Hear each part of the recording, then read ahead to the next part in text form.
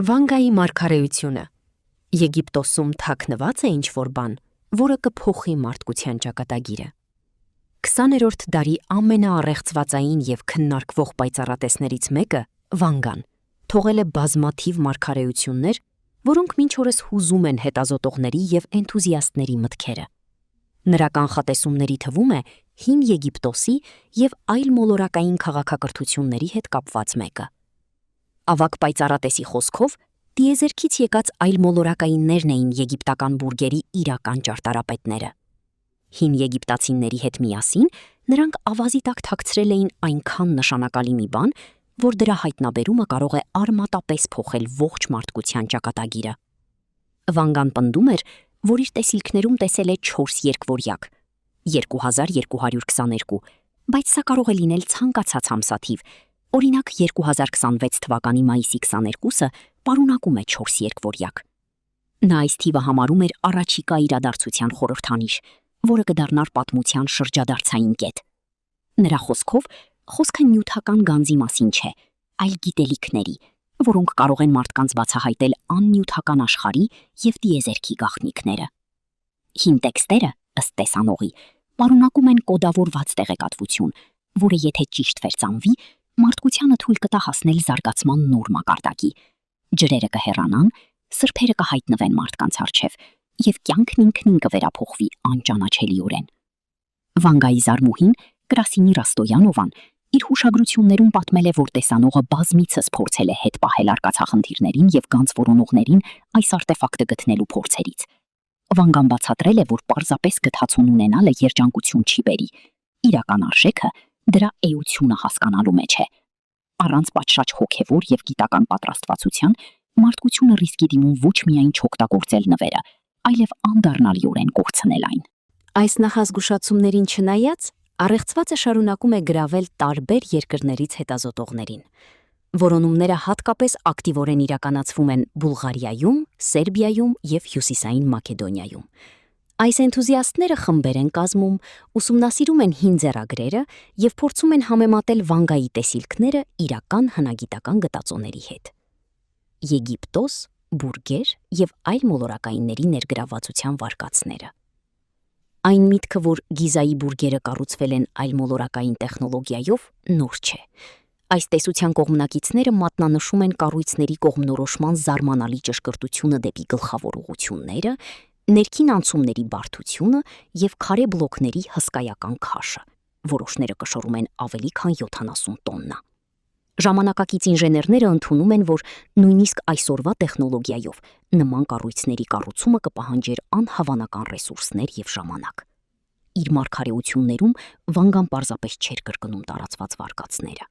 Նա պնդում էր, որ այլ մոլորակայինները եգիպտացիներին փոխանցել են ոչ միայն շինարարական տեխնոլոգիաներ, այլև տիեզերքի մասին սրբազան գիտելիքներ։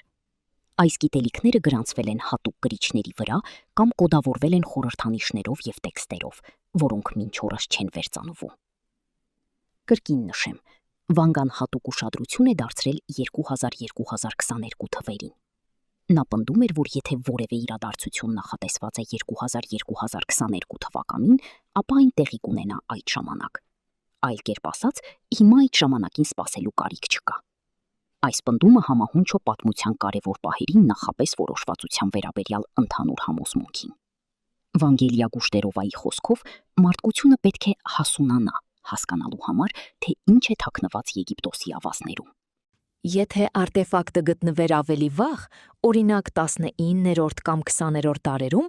մարդիկ կարող էին այն ոչնչացնել, չհասկանալու պատճառով, կամ օգտագործել իրենց վնասին։ Վանգան սա համեմատեց բարդ մաթեմատիկական հավասարումը բացատրելու փորձի հետ մի ցեղի ներկայացուցչի համար, որը երբեք գրավոր լեզու չէր տեսել։ Տեղեկատվությունը պետք է ընկալվի գիտական եւ գիտակցական զարգացման համապատասխան մակարդակով։ Այսօր գիտնականներն ունեն տեխնոլոգիաներ, որոնք թույլ են տալիս նրանց նայել բուրգերի ներսը, առանց դրանց կառուցվածքը ոչնչացնելու։ Մյուոնային տոմոգրաֆիայի մեթոդներն արդեն օգնել են հայտնաբերել նախկինում անհայտ դատարկություններ Քեոպսի մեծ բուրգում։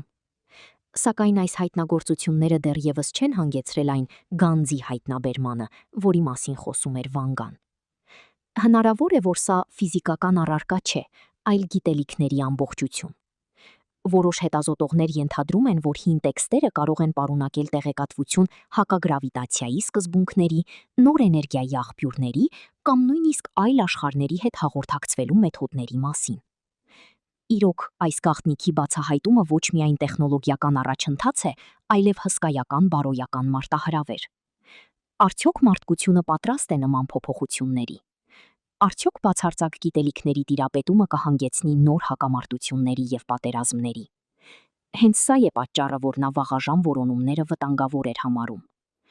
Գուշակը մի անգամ ասել է, որ սա փնտրել է քեզ ավելի երջանիկ չի դարձնի։ Այս խոսքերը կարելի է մեկնաբանել որպես նախազգուշացում ագահության և հպարտության դեմ։ Իսկական երջանկությունն ու առաջընթացը հնարավոր են միայն հասարակության հոգևոր աճի շնորհիվ։ Վանգայի մարգարեությունը եգիպտական արտեֆակտի մասին մնում է մեր ժամանակների ամենահռթակրիր առեղծվածներից մեկը։ Այն համատեղում է միստիցիզմը, պատմությունը և ֆուտուրոլոգիան։ Մինչ Եգիպտոսի ավազները պահում են իրենց գաղտնիքները, մարդկությունը շարունակում է իր զարգացման ուղին։ Եվ միայն ժամանակը ցույց կտա, թե արդյոք կգա հենց այդ 2222 թվականը, եւ արդյոք մարդկությունը պատրաստ կլինի դիմակայել այն ճշմարտությանը, որը կարող է փոխել ամեն ինչ։ Խնդրում ենք նկատի ունենալ, որ այս հոդվածը հիմնված է Վանգայի հայտնի մարգարեությունների եւ հին Եգիպտոսի մասին տարածված վարկածների վերապատման վրա։ Տեղեկատվությունը միայն զվարճանքի նպատակներով է եւ չունի գիտական հիմք։ Հավատալ դրան թե ոչ, յուրաքանչյուր ընթերցողի անձնական ընտրությունն է։ Ես պարզապես ասում եմ ձեզ, եւ ես խնդրում եմ ձեր կարծիքը։ Շնորհակալություն։